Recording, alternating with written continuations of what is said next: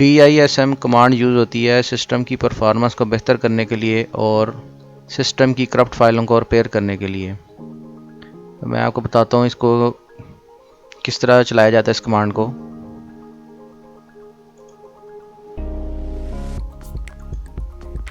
start में जाएंगे आप,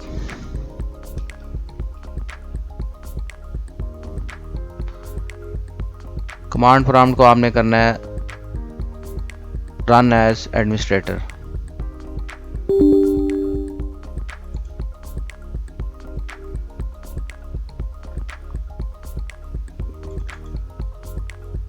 इसके बाद आपने